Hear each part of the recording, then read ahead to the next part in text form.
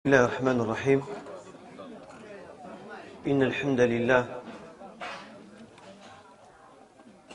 نحمده ونستعين به ونستغفره ونعوذ بالله من شرور أنفسنا ومن سيئات أعمالنا. من يهده الله فلا مضل له ومن يضلل فلا هادي له، وأشهد أن لا إله إلا الله وحده لا شريك له، وأشهد أن نبينا محمدا عبده ورسوله ومصطفاه من خلقه وخليله، أرسله الله بالهدى ودين الحق ليظهره على الدين كله. بلغ الرسالة وأدى الأمانة، نصح الأمة، كشف الله به الغمة، صلوات ربي وسلامه عليه وعلى آله وأصحاب الأتقياء البررة، وعلى من تبعهم واقتفى أثرهم وسلك سبيلهم إلى يوم الدين.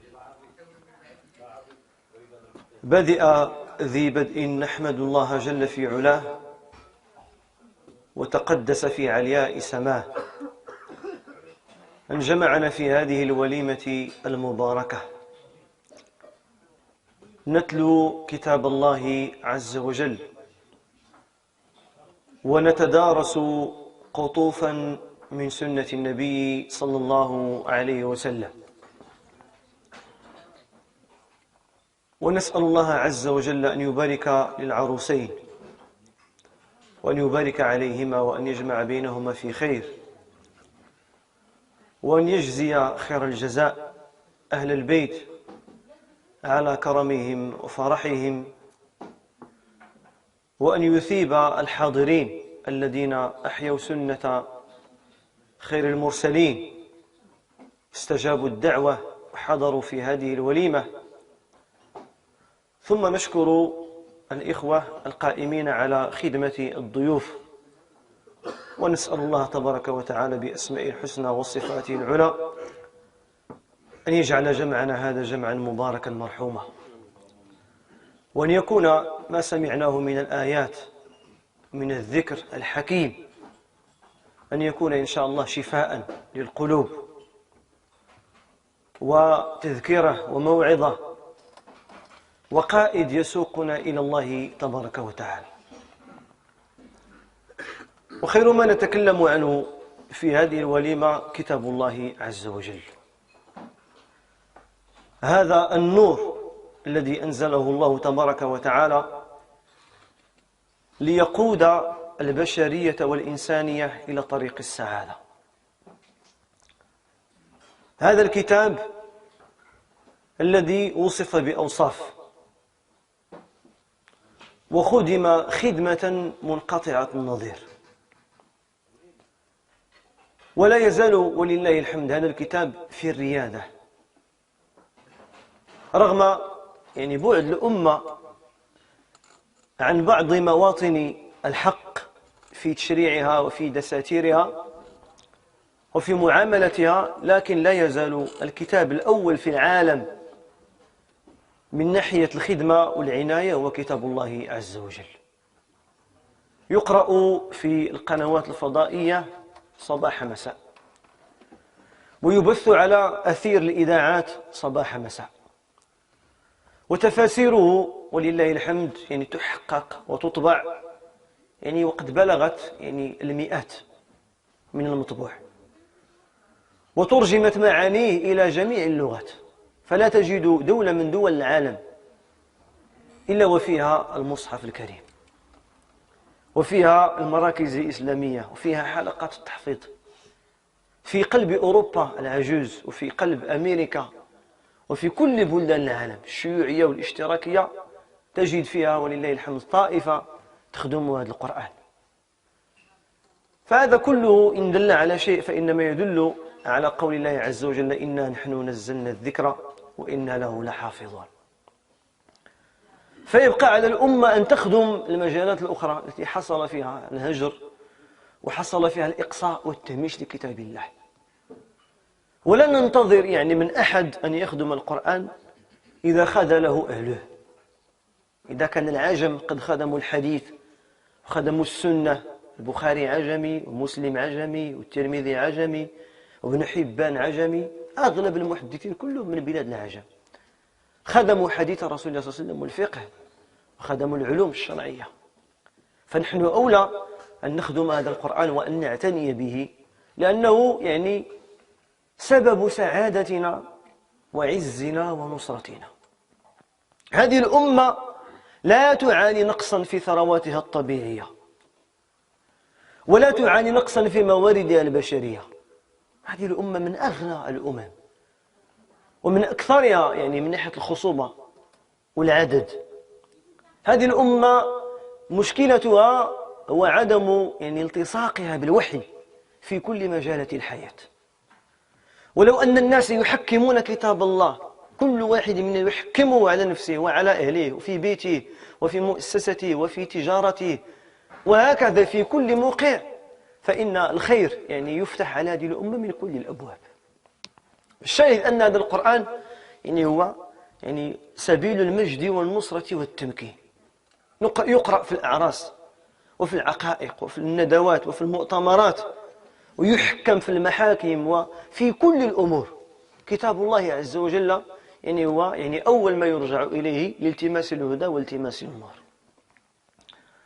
والقرآن هو رسائل الله إلى العباد. الله عز وجل حين خلقنا لم يتركنا هملا، بل أرسل إلينا رسل، وحاجتنا إلى هؤلاء الرسل أعظم من حاجتنا إلى الطعام والشراب. قد يحتاج الإنسان إلى الأكل والشرب مرتين وثلاث في اليوم، لكن حاجتك إلى الوحي في كل أحوالك، في أدب النوم، في أدب الاستيقاظ، في أدب المشي، في أدب الكلام، في غض البصر، في الاستماع، في الإنصات، في المصافحة، في كل حركاتك وسكنك. يستحيل أن تتحرك إلا بشرع وإلا بدين. كل حركة يقوم، أنا أقول هذا الكلام وأدري ما أقول، كل حركة يقوم بها الإنسان في حياته يحتاج فيها إلى الوحي، في أدب الترجل وفي يعني أدب المصافحة وفي الوضوء وفي كل الحركات، في أدب السفر وفي الأذكار ديال الريح والأذكار ديال المطر والأذكار ديال البرق وديال الرعد، في كل الأمور يعني في كل حركاتنا وسكناتنا نحتاج إلى هذا القرآن ونحتاج إلى سنة الرسول صلى الله عليه وسلم. وقد أرسل الله تبارك وتعالى أفضل الرسل محمد صلى الله عليه وسلم، خير خلق الله صلى الله عليه وسلم، وأنزل عليه أفضل الكتب، وكذلك أوحينا إليك روحا من أمرنا. فهذا القرآن هو الروح، فمن فارق القرآن فهو ميت. القرآن هو الروح، روح الحياة الزوجية والوحي، روح الأمة هو الوحي. فمن فارق هذه الروح فإنه يعني ميت، وإن كان لا يشعر، في حقيقته ميت وفي ظلام وفي شقاء وفي تعاسة. كذلك أوحينا إليك روحا من أمرنا ما كنت تدري ما الكتاب ولا الإيمان ولكن جعلناه نورا.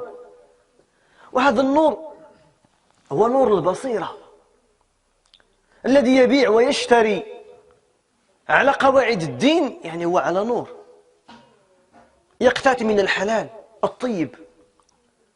والذي يبيع ويشتري على بعد وعلى منأ من القرآن ومن السنة فهو في ظلام، يأكل الحرام ويقع في البيوع المحرمة، وهكذا في كل تفاصيل الحياة.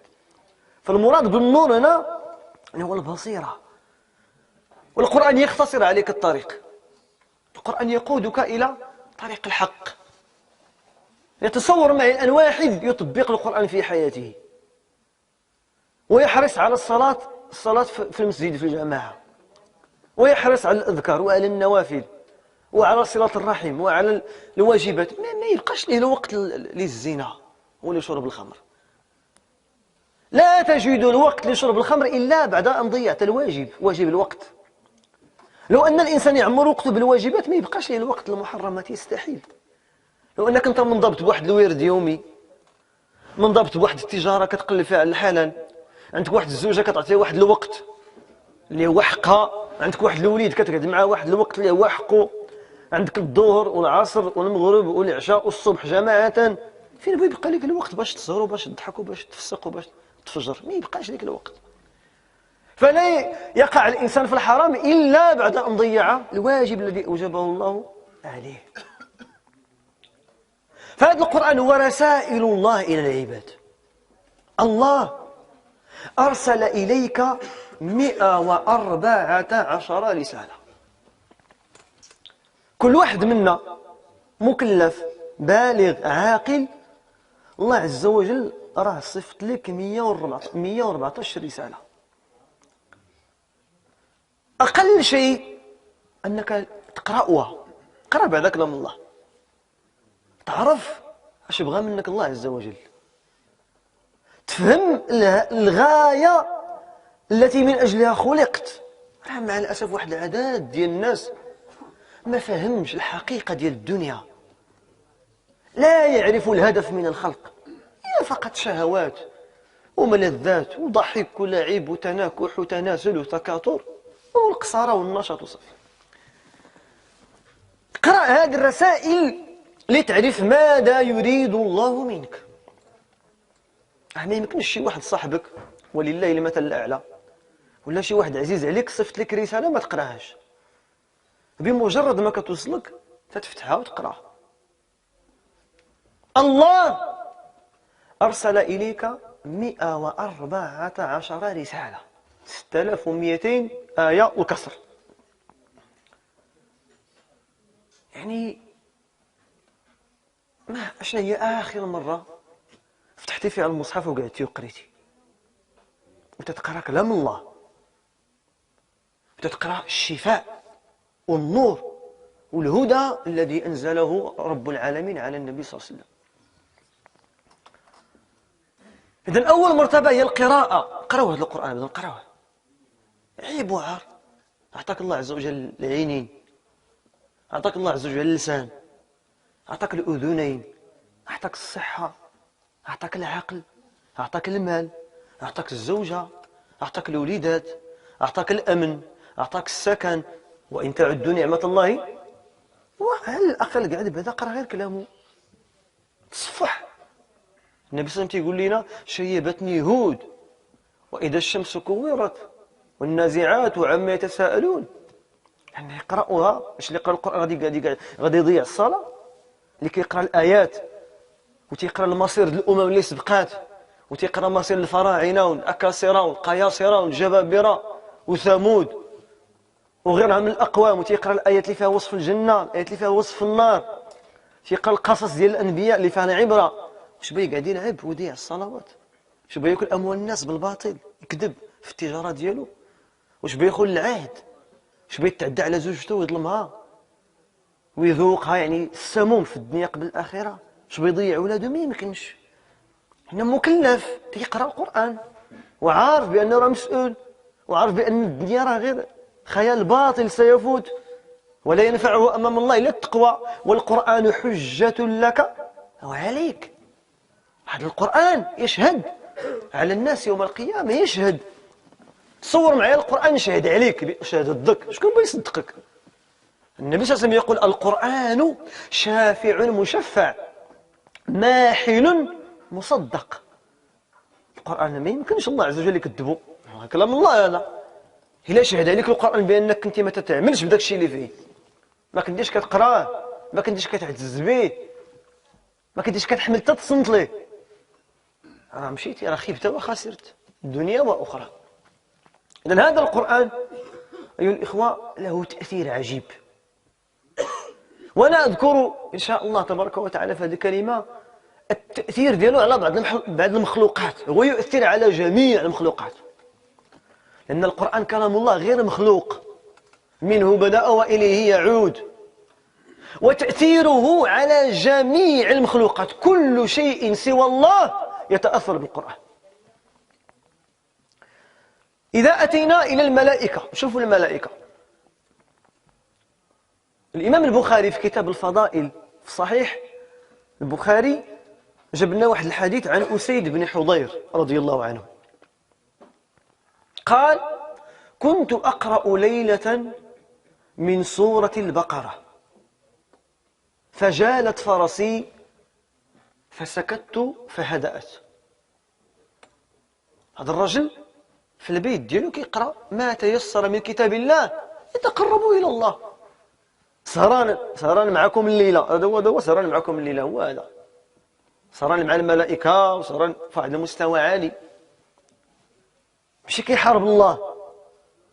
والعري والرقص والخمر والمصائب العظمى، نسأل الله أن يعافي جميع المسلمين، نسأل الله يعافينا كاملين. هذه هي السهرة وهذا هو العرس وهذه هي الوليمة. أبعد الناس تمشي شي وليمة تلقى الدرس والقرآن وكذا كيتشائم، لا راه أنت مسلم، هذا الشيء ما غريبش عليك، هذا هو الأصل ديالك، أنت وجه الخير وجدودك مسلمين وأنت مسلم الحمد لله، بالعكس تفرح. واش كاين شي كلام أحسن من كلام الله؟ نجيبوا أحسن مغني في العالم، واش غيكون كلامه أحسن من كلام الله؟ أعوذ بالله، لا وجه للمقارنة كاع. خاصك تفرح الحمد لله وتنشرح الصدر ديالك وقاعد في الأمان ومعك الملائكة ومعك الذكر ديال الله وأنت ديما الحمد لله معك الخير. فهذه هي الوليمة، هذا هو العرس، هذا هو الزواج الإسلامي، هكا المسلمين تيديروا. واش النبي صلى الله عليه وسلم نهار تزوج المرة الأولى والثانية واش جاب الجوقة وجاب حواش ولا حيدوس؟ لا، راه الصحابة اجتمعوا قرأوا كتاب الله وانصرفوا، هذا هو الوليمة. والنساء لا بأس يكون بيناتهم نوع من الفسحة، ما عندناش حنا الراجل تيشطح وتيغني. الرقص والغناء هذا من شأن النساء في حدود، ما عندناش رجل يرقص، هذا من خوارم الرجولة، من قوادح الرجولة، هذا مخنث. تلقى راجل فيه جوج ميدرو تيتعوج، هذا ما يليقش، عيب، استحي من الله. ولكن النساء لا بأس بيناتهم، يعني في فسحة في الوليمة وفي المناسبات وفي الأعياد. قال فجالت فرسي فسكت فهدأت، ثم قرأت فجالت فسكت فهدأت، ثم قرأت فجالت حتى كادت تركض غلاما لي صغير ينام بجانبي، فرفعت بصري إلى السماء فلم أكد أرى شيئا. فلما أصبحت أتيت النبي صلى الله عليه وسلم فأخبرته. يعني السيد تيقرأ ذاك العود كيهز دوك القوائم ديالو، رجليه اللي قدام تيهيج وتيصدر داك الصهيل ديال الخيل، تيسكت داك العود تيعاود يهدى 3 المرات حتى واحد الوقت على يعني لا واحد شويه ضرب ولده يركلوا بهذوك القوائم ديالو. فالصباح هذاك الراجل مشى عند النبي صلى الله عليه وسلم، لأن النبي صلى الله عليه وسلم يعني يأتيه خبر السماء، يأتيه الوحي، حتى إن اجتهد في أمور الفتوى ينزل الوحي لإقراره ولا لتصويبه. فقال له النبي صلى الله عليه وسلم إنها الملائكة نزلت لقراءتك وصوتك، ولو قرأت لأصبحت ينظر الناس إليها في طرقات المدينة ما تتوارى عن أبصارهم. قال لي راه هذاك الملائكة نزلت من فوق 7 سماوات باش تصنتوا القراءة ديالك والصوت ديالك، وكل ما حبستيش كون بقيتي كتقرا غادي يصبحوا الناس يخرجوا الصباح يتلاقاو دوك الملائكة في الطرقات ديال المدينة، غادي يشوفوهم يعني رؤية العين ما يخفاوش عليهم. الشاهد عندي أن هذا الرجل كيقرا في دارو، يقدر داك اللي ساكن حداه ما سمعوا كاع، لكن الله عز وجل لا يغفل ولا يخفى عليه شيء من أمور الكون. أنزل الله من فوق 7 سماوات موكب ملكي نوراني، نزل إلى هذا البيت المتواضع في هذه المدينة المباركة، نزل هذا الموكب الملكي تأثرا بكتاب الله وتعظيما لكتاب الله. فإذا كان القرآن الآن يعني دائرته ضيقة وأصحابه لا يؤبه لهم ولا تقام لهم يعني الرايات ولا ترفع لهم الرايات، فلا ينبغي أن يقنطوا، لأن أهل السماء يسمعون ترتيلهم وتجويدهم، ورب العزة تبارك وتعالى يرفع درجاتهم وهم في خير. فهذه ملائكة الله تشهد لكل من يقرأ كتاب الله تبارك وتعالى ويرثله. وفي كتاب الله عز وجل يقول الله عز وجل حتى إذا فزع عن قلوبهم قالوا ماذا قال ربكم قالوا الحق وهو العلي الكبير. حين يتكلم الله والقرآن من كلام الله الملائكة تفزع كتصعق الملائكة من شدة الخوف من الله، من شدة تعظيمهم لله عز وجل. الملائكة تصعق ويغشى عليها، ويعني يحصل لها من الحالة ما وصفه الله بالفزع، كأن كلام الله عز وجل كأنه سلسلة على صفوان. هذا من باب التشبيه والتقريب، بحال زينوا واحد السلسلة ديال الحديد وضربنا بها شي بلاصة فيها الدص، فيها الحجر، داك الصوت فاش كيتزاد الحديد مع الحجر، من باب التقريب والتشبيه ماشي من باب المماثلة. هكذا صوت الوحي وشدته. الملائكة تفزع وتصعق حتى إذا فزع عن قلوبهم قالوا ماذا قال ربكم؟ قالوا الخير، قالوا الحق وهو العلي الكبير. إذن هذه الملائكة فطرها الله على الطاعة. ملك واحد اللي هو جبريل عنده 600 جناح. جناح واحد من هذه 600 غطى به الأفق. واحد الجناح ديالو فاش شافوا النبي صلى الله عليه وسلم غطى الأفق، السماء ما كتبانش، السماء كلها ما كتبانش، طلق عينيك على الأمام، على اليمين، على اليسار، على الخلف. واحد الجناح من أجنحة جبريل أخذ به دولة كاملة ورفعها حتى سمع أهل السماء الدنيا نباح كلابهم وخسف بهم الأرض. هذه الملائكة بهذه القوة غلاظ شداد لا يعصون الله ما أمرهم ولن يحاسبوا يوم القيامة، لغاية تحسبوا الإنس والجن. أما الملك راه من نهار خلق الله وكيسبح، من نهار خلق الله هو راكع ساجد، ومع ذلك إذا تكلم الله الملائكة تفزع. ونحن إذا سمعنا كلام الله نلهو ونلعب ونتثاءب ونتثاقل ونتكاسل ونزعم وندعي أننا نحب الله. هذا تناقض عجيب. من كان محبا لله إذا سمع كلامه انشرح صدره وابتهجت أساريره وأحس بسكينة وسكون وطمأنينة وخشوع ولين في القلب، أنها شوق لكلام الله، كيتلذذ بكلام الله.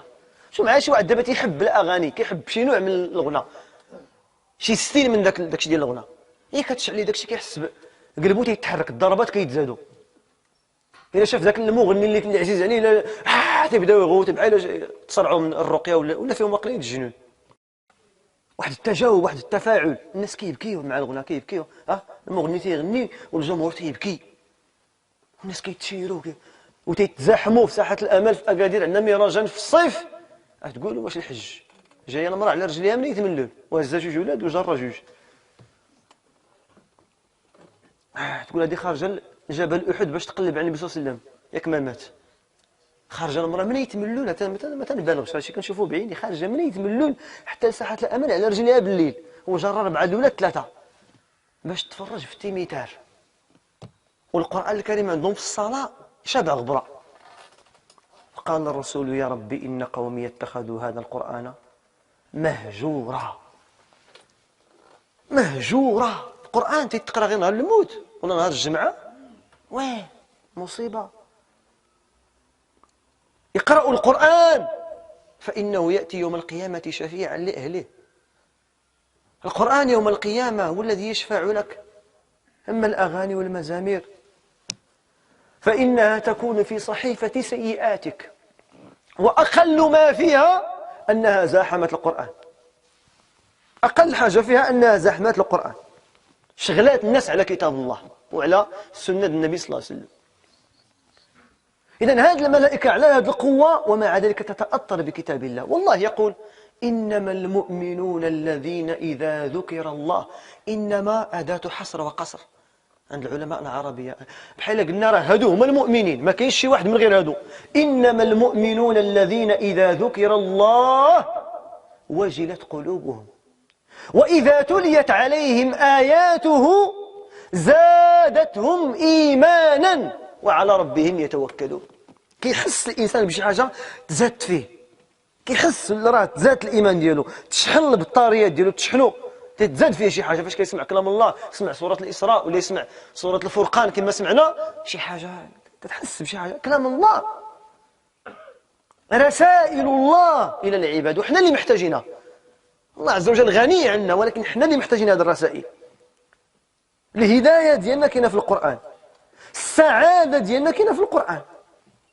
اللي كيقلب على السعادة بعيدا عن القرآن راه بحال شي واحد تيقلب على البحر في الصحراء، واللي تيقلب على الماء في الصحراء ما يلقاش. أيضا هذا القرآن قلنا إذن عقلوا معايا التأثير علاش على الملائكة، يؤثر على الملائكة. الآن هذه الكلمة تأثير القرآن على المخلوقات. إذن هل الملائكة كيفاش كيتأثروا بالقرآن؟ نزلوا كيتصنتوا القرآن حين يتكلم الله بالوحي الملائكة تفزع وتخاف.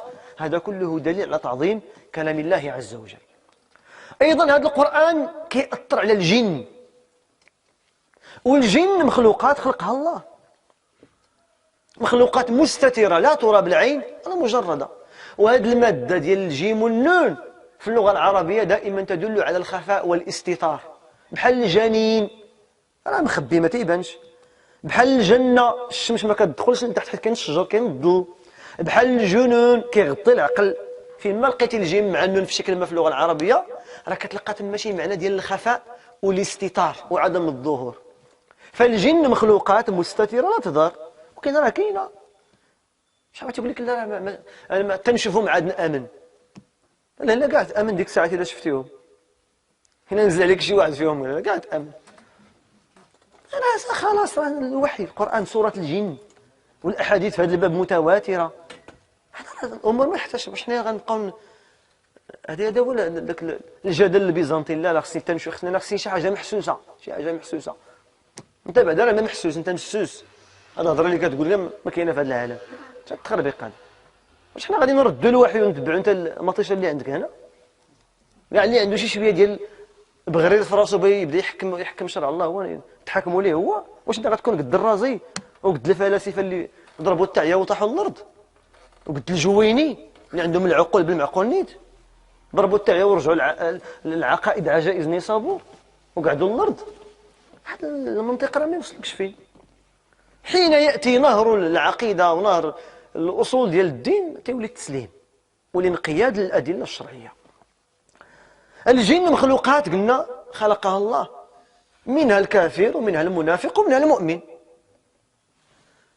يقول الله تبارك وتعالى في سورة الأحقاف، يتبع معي هذا السياق ديال هذه الآيات. حين رجع النبي من الطائف، نرجع من الطائف كذبوه القوم ديال الطائف، جلس في مكان يعني بين مكة والطائف يقرأ القرآن، فجاء عنده هذا الوفد ديال الجن. يقول الله تبارك وتعالى: وإذ صرفنا إليك نفرا من الجن يستمعون القرآن فلما حضروه قالوا أنصتوا. هذا إنصات، قالوا أنصتوا فلما قضي ولوا إلى قومهم منذرين. يستحيل تقرأ القرآن وتنعس، كتقرأ القرآن تيبان لك خصك تخدم، وي شقا غاية هادشي كثير. بتقرا انت سوره الحاقه وبتخمر بتخلي الصبح نعس ليا 3 قال لك اش غنسبق، واش الفجر ولا الصبح؟ سبق بالردتين، بتسبق انت خامر خميره مجيف تما وقاعد تقول لي اش بنسبق. ماشي مره في الشهر، ماشي مره في العام، ماشي مره. وانت حريص على السنن، حريص باش تاكل بليمن، حريص باش تدخل الخلاء بليسر، ومضيع ركن من اركان الاسلام، خارج من المله انت بالقرون ماشي بالخبار. كتقول لي انا يا السنه، اش من سنه؟ اش كتقلب انت؟ ما يمكنش تقرا القران وتخمر، لان القران محرك وقود ديال الايمان. تقرا القران عندك البشاره والنذاره، تبشر وتنذر. يا ايها المدثر قم فانذر وربك فكبر وثيابك فطهر والرجز فاهجر. خدم القران. ما يمكنش تقرا القران وتبقى قاعد، لان عندك مسؤوليه. واش حامل القران بغا قاعد تشوف الامه غاديه في الضلال وقاعد هو في المكيفات ومن برا مع راسو؟ واش حامل القران بغا يسد عليه ويخلي الساحه الاقزام والمجرمين؟ لا، هذا خيانه للامه، هذه خيانه للدعوه.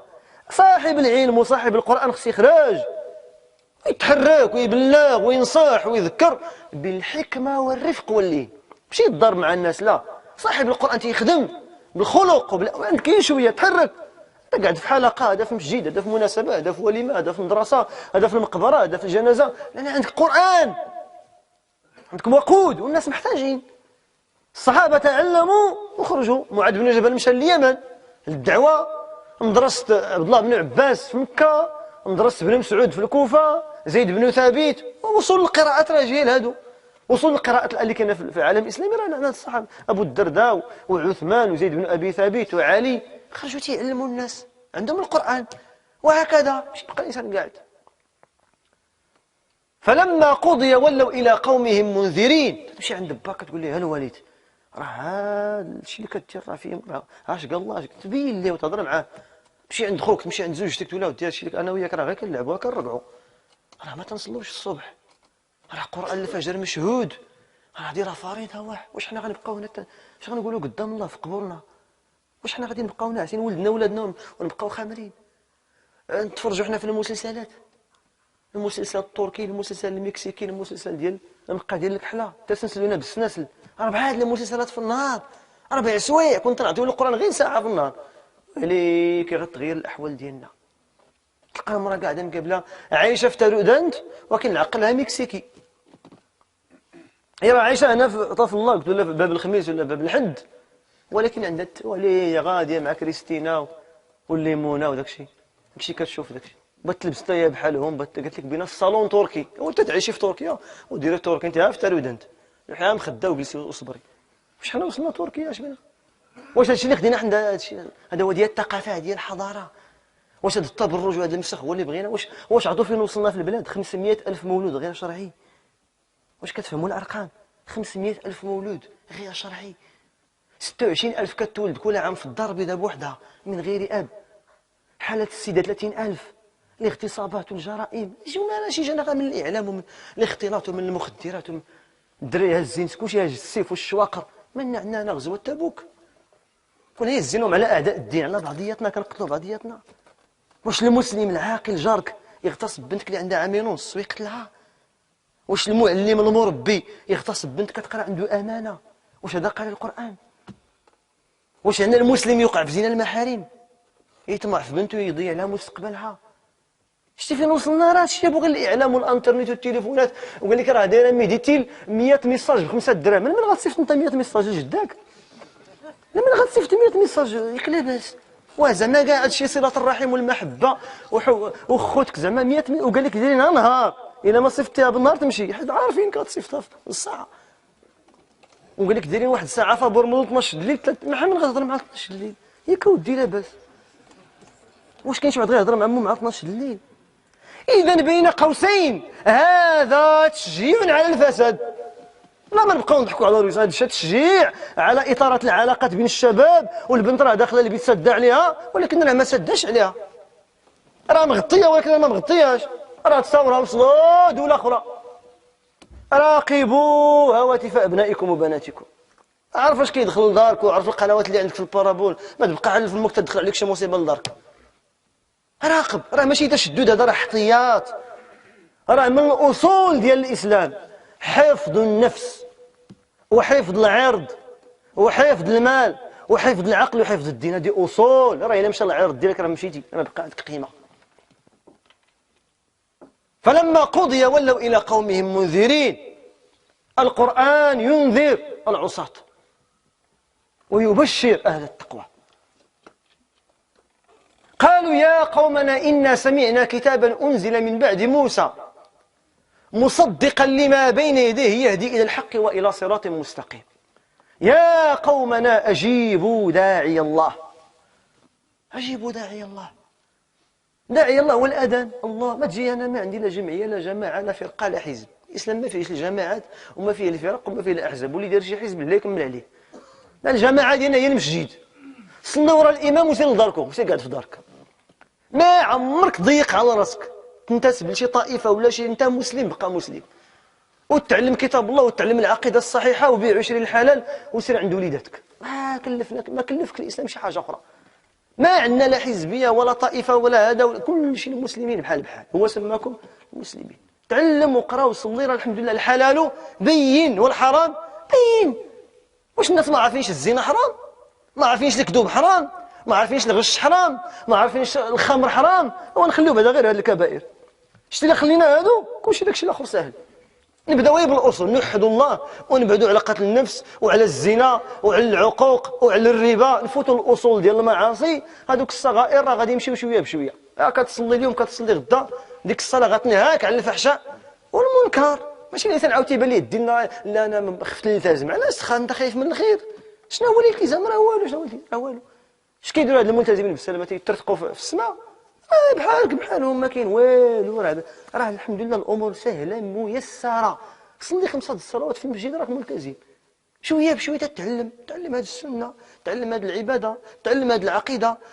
وصلتي وقت الوليمه كتشوف الوليمه كيفاش كدار، تزاد عندك وليد كتسول كيفاش، وهكذا تتعلم. والامور الحمد لله ميسره. هذا الدين يسر، الدين كله يسر، ما فيهش تشدد، ما فيهش تنطع. ولكن حنا راه ماشي ما بغيناش الوسطيه. شي واحد يقول لك خصك تكون لا الدين الوسطيه. شنو هي الوسطيه؟ ما تصليش، هذه راه ماشي الوسطيه، هذه راه التسطيه. الوسطيه هي تصلي وتنعس، تزوج وتبعد عن الحرام، تغض بصرك، وهكذا التوازن والاعتدال. تعطي الحق ديال الروح وحق ديال الجسد. يا قومنا اجيبوا داعي الله وامنوا به يغفر لكم من ذنوبكم ويجركم من عذاب اليم. لان انت راه ماشي انت غبي، راه حتى انت بغيتي الشهوات وتتبع الهوى ديالك وتتبعنا. واحد ما فاهم ضربوا تزدحوا في البيع والشراء، الاخر بغى يبيع شي طوموبيل تزدحوا، الاخر عنده شي بقعه مزير تزدحوا. ولكن راه هادشي ما غيدومش. انت كتشوف الدار اللي راه كلشي كنعرفوا نزدحوا كثر منك، ولكن اش غتبقى تزدح؟ راه الا تزدحتي انت ديك التزديحه اللي غتجيك بوحدها. راه خصك انت تحاول تقنع بالحلال باش لهيه ترتاح. راه تما اللي غيدوم الخلود، ما كاينش هنا.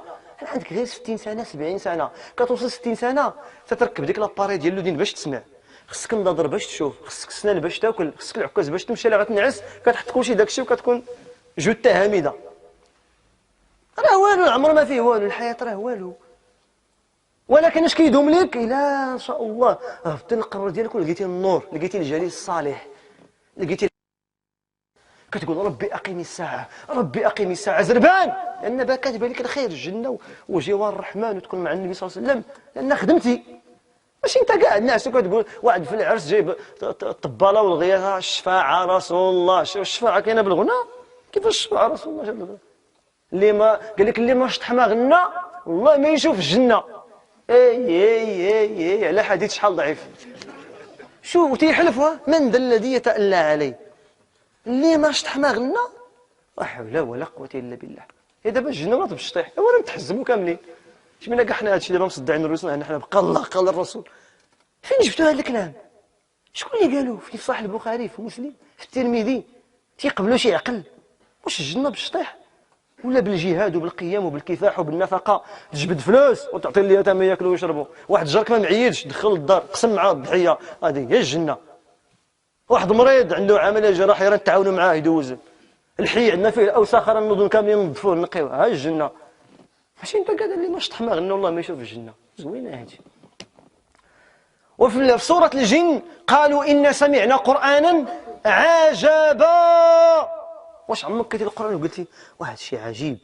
شوف الجن داقوا تذوقوا القران وعرفوا انه كلام عجيب. قرا القران بقلبك، قاعد تتوضا استقبل القبله ولبس البياض وتعطر مع راسك وزد شي صوره من الصور وحاول تعيش معها. قراي قصه يوسف، قراي قصه موسى في سوره القصص. شوف قصه موسى فيها عبره. واوحينا الى ام موسى ان ارضعيه فإذا خفت عليه فألقيه في اليم ولا تخافي ولا تحزني إنا رادوه إليك وجاعلوه من المرسلين. شوف معايا، شوف هاد المرأة هذه خافت على ولدها أن يقتله فرعون، لأن كان تيذبح الصبيان. الله تبارك وتعالى قذف في قلبها، ماشي هي ليست نبية، إنما الله ألهمها وقذف في قلبها هذا الأمر. هزي داك الدري ديريه في واحد الصندوق ولوحيه في البحر. واش كاين شي واحد فيكم ولا شي واحد فينا ولا يقدر يلوح ولده في البحر؟ راه ولدك ما تقدرش. ولكن فاش قالها الله لا اعتراض على اوامر الله، هزت داك الدري وحطو في البحر. فاش لحت داك الولد في البحر، الله يرضي عليكم، واش هذاك الدري كان صحيح ولا ضعيف؟ واش قوي ولا ضعيف؟ ضعيف. راه هذا الري صغير طفل لوح انت في الامواج وشوف واش غادي يبقى. واش كانت هي مطمئنه ولا خائفه؟ كأم خائفه. ومع ذلك نجاه الله ولا ما نجاش؟ نجاه الله. أنا نجيو لفرعون، فاش دخل موسى البحر ضرب بالعصا البحر فانفلق فكان كل فرق كالطود العظيم وأزلفنا ثم الآخرين. دخل موسى البحر، تبعوا فرعون باش يشدوا باش يلقي عليه القبض. واش فرعون كان قوي ولا ضعيف؟ كان قوي. فرعون ذي الأوتاد الذين طغوا في البلاد، قوة جبروت. راه شافوه بني إسرائيل قالوا إنا لمدركون. حصلنا هادو كاع المؤمنين اللي مع موسى شافوا فرعون تزعزعوا، حسوا غير سميتو كي دايره، ما سميتوش بحال السميت دابا كيسميو الدراري الصغار. قال لك سميتي ولدك سميتي بنتك نانا. شنو هي نانا عاوتاني؟ ميم ميم بابا شي سميات. اش هاد الاسماء هادو منين جانا هادشي؟ اريج هاريج ماريج ما سميات المولود راه كتدل على الحضاره، على الهويه، على الثقافه. عندنا اسماءنا ما شاء الله. شو سميتو فرعون؟ شو السميه كي دايره؟ واش كان قوي ولا ضعيف؟ كان قوي. واش كان خائف ولا متكبر؟ ومع ذلك أغرقه الله. قال لك العلماء الفائدة أنه هو التدبر. إذا كان معك الله لا يضرك خوفك ولا ضعفك، وإذا لم يكن معك الله لا تنفعك قوتك ولا جبروتك. سالينا في الدين. العبرة انت هذا الشيء إلا خديتي غير هذه الفائدة في هذه الصورة بارك عليك. شتي إلا كان معك الله واخا تكون أضعف الخلق راه معك القوي الذي لا يغلب.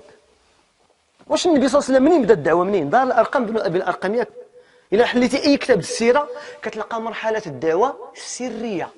كاين معاه بلال وسعد بن أبي وقاص وعلي بن أبي طالب باقي صغير وعثمان بن عفان وأبو بكر سادين عليهم مخبيين. هكا بدات الدعوة. ولكن فين وصل دابا الإسلام؟ صلاة العيد في روسيا العدد ديال المسلمين فيها أكبر من صلاة العيد في الدار البيضاء. الملايين. وصل الإسلام إلى القارات الخمس كلها. منين بدا؟ من هذيك دار الأرقم بن أبي الأرقم. ما تقولش لا ما قادش ما عندنا. إلا كان معك الله حتى حاجة ما توقف قدامك. إلا كان معك الله. ولكن إلا ما كانش معك الله أنت مهزوم. واخا يكون عندك القوة واخا يكون عندك اللي يكون عندك. إذن الشاهد قلنا بأن الملائكة الجن قالوا إنا سمعنا قرآنا يهدي إلى الرشد فآمنا به ولن نشرك بربنا أحدا. كذلك هذا القرآن قلنا التأثير على الملائكة، التأثير على الجن، دابا التأثير على الجمادات والحيوانات. القرآن يؤثر على الحيوانات، على البهائم، ويؤثر على الأشجار والجمادات. قال الله تبارك وتعالى في محكم كتابه، هذا مثل ضربه الله في القرآن باش يبين لنا العظمة على القرآن. لو أنزلنا هذا القرآن على جبل لرأيته، أحل عينك السبع هذا العين، لرأيته تشوفه بعينك خاشعا متصدعا من خشية الله.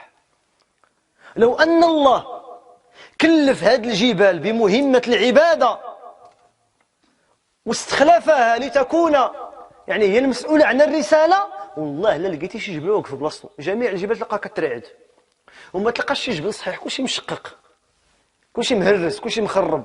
من ماذا؟ من خشية الله ومن عظمة وتأثير هذا القرآن. هذا مثل. لو أنزلنا هذا القرآن على جبل لرأيته خاشعا متصدعا من خشية الله.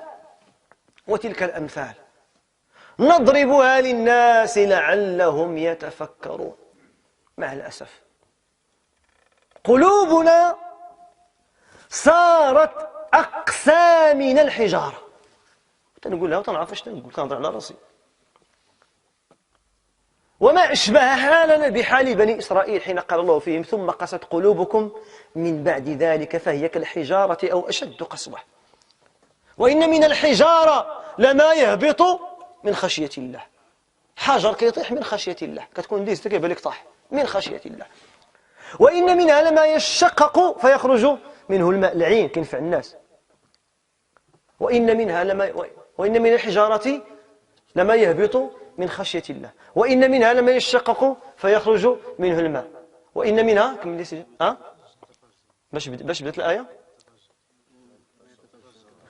وإن من الحجارة جزاك الله خيرا لما يتفجر منه الأنهار، وإن منها لما يشقق فيخرج منه الماء، وإن منها لما يهبط من خشية الله. هي الخرى هذه حجارة. والنبي صلى الله عليه وسلم يقول لنا إني لأعلم حجرا كان يسلم علي وأنا بمكة. شوف المعجزات النبي صلى الله عليه وسلم. حجرة تقول لي السلام عليك يا رسول الله، تتسلم عليه. اعترافا بنبوته وتعظيم هذا من أعظم الأدلة على نبوة النبي صلى الله عليه وسلم. حجر تيسلم على النبي صلى الله عليه وسلم، حجارة تهبط من خشية الله. ألم يقل الله تبارك وتعالى وإن من شيء إلا يسبح بحمده ولكن لا تفقهون تسبيحهم. وسيدنا النبي صلى الله عليه وسلم كان يوم الجمعة تيخطب على واحد الجذع ديال النخلة، تيطلع فوق واحد الجذر ديال النخلة وكيخطب على الصحابة، لأن الدعوة في مكة ما كانوش فيها الإمكانيات. دابا الحمد لله راه الصحابة ما شافوش هذا الشيء اللي كنشربوا دابا حنا وكناكلوه. راه كان أبو هريرة يصرع من الجوع. واش عمرك شي واحد من قلة الماكلة كيسخف؟ ماشي فقر الدم اللي عنده، فقر شي حاجة أخرى كاع. من قلة الماكلة بعد تيوقف حتى كيطيح، راه ماشي فيه الصرع، ماشي عنده الأعصاب وعنده الميزيريا في كرشو. 4 أيام ما كلاش، وإلا كلاش كياكل خبز ديال الشعير قاصح وشي شوية د الماء. داك الخبز يابس كيرطبوا بالماء وياك. في السبعينات في المغرب وفي الستينات وفي الاستعمار راه الناس كيمشيو من أكادير حتى المدن الأخرى باش يجيبوا الزرع. والناس فاش وقعت الحروب والحصار كلاو الناس، كلاو الجياف، كلاو بنادم كيتكال، اللي مات كياكلوه. وقع حصار فاس وفي دكاله عام العيمان ديال السيبه وقبل. دابا الحمد لله تدخل المحلات التجاريه اللحوم بالانواع، بيبي غير ديرها، الدجاج غير مكسل، الخضره غير مليوحه، خير موجود. ما نقولوش الامور عاوتاني مبزه، ولكن كاين الخير. بلادنا ما فيهاش المجاعه لديك الدرجه، الخير موجود. اللي قلتي لي بغيت ناكل غادي يعطيك. يكون مول المحل مول القهوه يقول لي نص خبز يعطيه لك، ما يقولكش لا، ما يردكش على الخبز. اي واحد في قهوه كاع تاكل تقول له يعطيني ناكل معاك شويه، ما يمكنش مغربي يقول لك لا كاع بعدا في الماكله. الخير موجود ولا لا؟ الحمد لله بلادنا فيها الخير. الصحابه رضي الله عنهم ما كانش عندهم هادشي. كان الفقر في بدايه الدعوه. مصعب بن عمير فاش بغاو يدفنوه ما لقاوش باش يكفنوه، ذاك الكتان ذاك التوب باش يغطوه ما لقاوش، الا غطاو ليه راسو كيبان رجليه، وإلا غطاو رجليه كيبان راسو. مصعب بن عمير كان فتى مدلل في الجاهليه، كانوا كيشموا لي بارفان لي ديودورون ديالو من الدوره ديال الدر، مازال كاع ما دخل ريحته جايه عاطيه. كان برنس امير في الجاهليه. النهار دخل الاسلام تسدوا عليه، ولكن بقى ثبت عارف بان راه كاين الجنه. خباب بن الارت كيحطوا عليه الناس الجمر، الصدر ديالو والظهر تاعو كله مشتت، ماشي بالكريساج والقرقوبي، لا بالدين. فاش شاف عمر الدد تاعو قال لي انت احق الناس بالخلافه، التبتاليتي وزيد قصص الصحابه في هذا الباب معروفه. والعلماء عانوا في هذه الامور، الفقر والابتلاءات. احد المحدثين كان يمشي يطلب العلم يجيب الحديث اعزكم الله، وعذرا على ما اقول، كان يمشي باش يجيب الحديث ما تلقى ما يشرب اعزكم الله، كيشرب البول ديالو من كثره العطش. عبد الله بن خراش هذا من المحدثين، كان تيسافر في الصحراء كيمشي تطريق حتى كيتلف حتى كيدوخ، ما لقى ما يشرب اعزكم الله، تيشرب البول تاعو باش ما يموتش، باش يوصل باش يجيب لنا الحديث ويجي عندنا الحديث، يوصلنا حنا الحديث في الودان في ورقه ما. هذيك اللي قدامكم راه فيها اكثر من 30 حديث، واش نقراوه ولا ما نقراوه؟ الناس خدموا على الدين وخدموا على الاسلام حتى وصلوا لينا. راه اللي فتحوا الاسلام في 64 هجريه وصل للمغرب، ما كاين لا طيارات لا ترانات لا طوموبيلات، لا جاو على رجليهم. مات النبي صلى الله عليه وسلم في 23 هجريه، ما داز 40 عام وصلوا لهنا، وصلوا للاندلس. راه جوجل هذا اليوم جوجل محتفل بذاك تاريخ الوفاه ديال ابن رشد من علماء المسلمين، كان في الاندلس صاحب بدايه المجتهد. راه جوجل الا فتحتي الصفحه اليوم تلقى تصويرته محتفلين به. عالم من علماء المسلمين، وان كان يعني في الجانب ديال العقيده عنده يعني مسائل، لكن عالم في الفقه وفي الاجتهاد. اذا النبي كان تيخطب على جذع نخله. في الصحابه ما عجبهمش الحال. هذا الرسول صلى الله عليه وسلم خصو يكون في احسن مكان، السنه خصها تكون في احسن مكان، خصها تقدم في احسن صوره. الا السنه ما مقاداش خصنا حنا نتحركوا باش نوفروا لها الظروف باش تخدم، ما تكونش السنه مشوهه في كل زمان وكل مكان. قالوا الا نصنع لك منبرا؟ قال ان شئتم فعلوا، الى عجبكم صوبوه ماشي مشكل. فلما كان في الجمعه القادمه صوبوا لي واحد المنبر وجابوه ليه، فالنبي صلى الله عليه وسلم طلع لذاك المنبر وخلى ذاك الجدر. يلاه بدا النبي تيخطب، والخطبه تاعو تيقرا فيها سوره قاف، تيقرا فيها الايات ديال القران. في الغالب خطبه كانت يعني عباره عن ايات، يعني كانت قليله الخطبه تاعو كانت فيها جوامع الكلم. يلاه بدا النبي صلى الله عليه وسلم تيقرا القران وكيخطب، فسمعوا للجذع انينا وبكاء كانين الصبي. تصور مع شي دري صغير بيخرج با وبيخليه، دابا ابي ولا بابا ولا با انت بغيت تخرج الدري تيبكي، راه قلبك تيتقطع ولا لا؟ واخا خرج واخا ما غاتديش، ولكن قلبك تيتقطع لذاك البكاء. شو هذاك الجدر ديال النخله ما قدرش ما صبرش يبعد على الذكر ديال الله وعلى الرسول صلى الله عليه وسلم.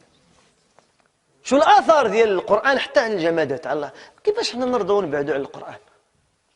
راه بحال بعد ماشي لا بعد كثر ما بعدتي على ولادك. بحال دابا شي واحد خلى ولادو راه دار جريمه، لكن واحد خلى القرآن دار جريمه كبر. واش واحد الا سمح في ولادو وسمح في مرتو اش كيقولوا الناس؟ هذاك سيدي ما شكى علينا. واش كاين شي واحد كيسمح في ولادو؟ راه الناس كيموتوا على ولادهم او تيموتوا على دينهم. القرآن راه بحال بل هذه اولى، لان القرآن هو اللي يعلمك الحق ديال الاولاد. لو قدر الله ما كاينش هذا القرآن انا يمشي بحال البهائم. فهمتوني؟ اذا البعد عن القرآن خصنا نبكيو على حالتنا. الا بعدنا على القرآن، الا بكى ذاك الجدر لان بعد عليه الوحي، حنا راه خصنا نبكيو الدم لان بعدنا عن القرآن في بيوتنا وفي اداراتنا في اسواقنا يعني في واحد العدد ديال المجالات. واخا باقي شي حاجه قليله ولكن خصنا الرجوع للقرآن. على الاقل كما قلت لكم بلا غير القراءه، بعدا غير نقراو نعرفوا غير الله تبارك وتعالى اش بغى منا، وديك الساعه الانسان راه كيعمل شويه بشويه حتى يتوفق للعمل الصالح. كذلك القرآن نختم بهذه حيت طولت عليكم بزاف، واخا باقي بزاف ديال الامور في هذا الدرس. الى عاود ان شاء الله شي واحد تزوج نعاود نرجعوا نكملوا ان شاء الله. يا نقولوا ان شاء الله، حنا قلنا ان شاء الله ماشي مشكل. الا ما كاين والو راه نمشيو في حالاتنا، المهم باش نفتحوا الباب وصافي.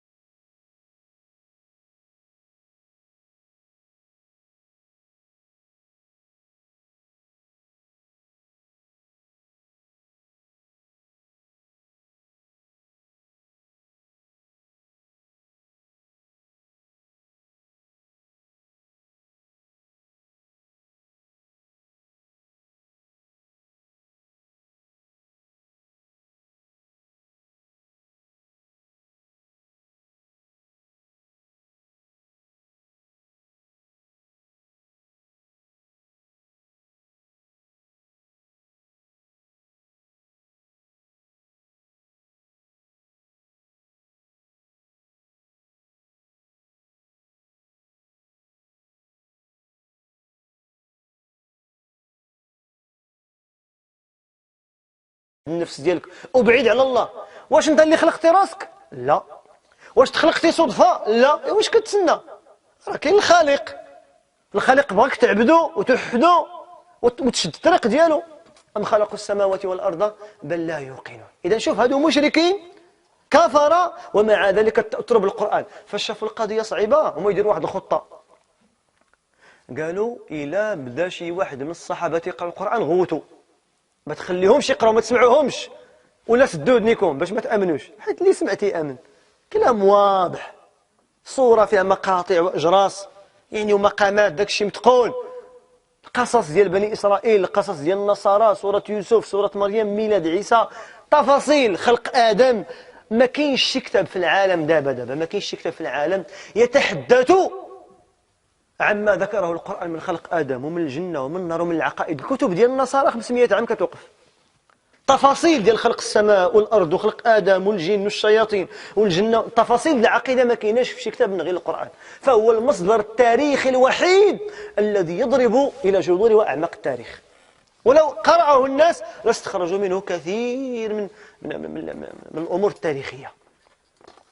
إذن المشركون تأثروا، قالوا وقال الذين كفروا لا تسمعوا لهذا القرآن والغوا فيه لعلكم تغلبون. وقت ما بغاش واحد يقرا غوتو باش تغلبوه، ما تصنتوش للقرآن، لأن إلا تصنتوا كيمرضوا. وإذا ذكر الله وحده اشمأزت قلوب الذين لا يؤمنون بالآخرة. كتجي عند شي واحد دابا تهضر معاه على الماتش، شتي كيفاش ضربها، شتي كيفاش خرجت للتوج، لا ماشي بيلانتي، لا عاودوها، يبقاو تما 3 سوايع، الماتش فيه 90 دقيقة، غيبقاو هما تيناقشوا 24 ساعة ما غيملوش. وربحناكم ذاك العام وربحتونا هذا العام، وشكون نتوما؟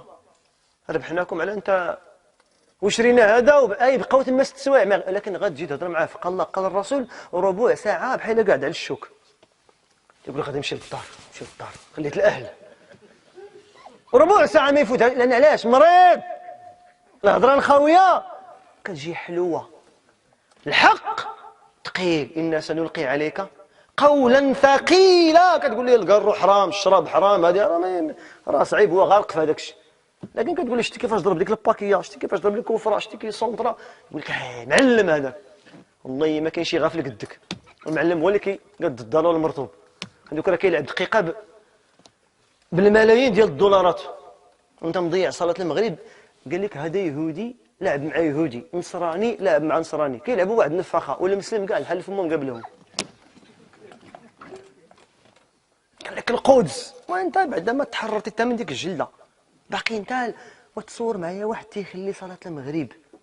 خليني من الكرات، هذا تفرج، لكن تفرج في وقت الصلاه راه كارثه. هذا راه حرام داير القرون. ما تقوليش الكره حلال ولا حرام. فاش كتجي الكره وقت الصلاه والتجاره حلال وقت الصلاه. ما كاينش شي حاجه وقت الصلاه، كل شيء حرام. الله اكبر كبيرات الاحرام، حرام عليك شي حاجه في ذاك الوقت. عندك قاعد تتفرج واحد يهودي لعب مع يهودي ولا نصراني مع نصراني، ما عندهم دين، هما راه جا معاهم داك الشيء. اش قال الله في القران؟ ذرهم ياكلوا ويتمتعوا ويلهيهم الامل، فجا معاهم ولا ما تيامنوش. ولكن انت عندك عقيده، انت حامل دعوه، حامل رساله، حامل قران، خصك تبلغ لهم ذاك الخير بلغتهم وتخدم وتنتج وتصنع، وانت قاعد تتفرج فيهم ومضيع الصلوات ديالك ومضيع ولادك. كاين اللي قال لك الا خسرت الفرقه ديالو ما يتعشاش. قال لك سدات لي الشهيه. اش وقع؟ المسلمين انهزموا في غزوه احد. اش وقع؟ ديك الفرقه ديالو خسرات لان على هذا التعصب وهذا الجمهور تيضرب معاه. ذاك النهار لاعبين فكادير، واحد السبت لاعبين فكادير وخسروا، والله العظيم الا اكثر من 30 طوبيس تهرسات. شكون بيخلصها؟ نخلصها انا وانت في الضرائب وفي الضو في الماء. تدخل لنا واحد الدرهم ولا واحد زيدون 40 ريال وانت غادي 30. علاش ما نرجعوا حنا الحافلات ديال الناس؟ واش حنا بنديروا الشغب وصحاب المجبلات والقهوي اللي في الداخله كيسالي الماتش كيهجموا عليهم بحال الجراد اللي شي مناضله باقي تشوفوا. اش بينا حنا هاد الكره تنطربوا بعدا نلعبوا الكره؟ حنا غادي نغتصبوا اموال الناس ونقتلوا بعضياتنا ونخربوا ممتلكاتنا؟ حنا بعدا شعب متخلف تنطربوا بعدا عاد نلعبوا. لان الرياضه راه حضاره وسلوك واخلاق وما تكونش فوق الصلاه. الله يسخر لعب مع راسك، ما كاين اللي منعك، هذاك غير لاعب مباح، لكن ما يتعارضش مع الصلاه وما تكونش فيه المفاسد، ما يكونش واحد الوسيله لتخدير الشباب.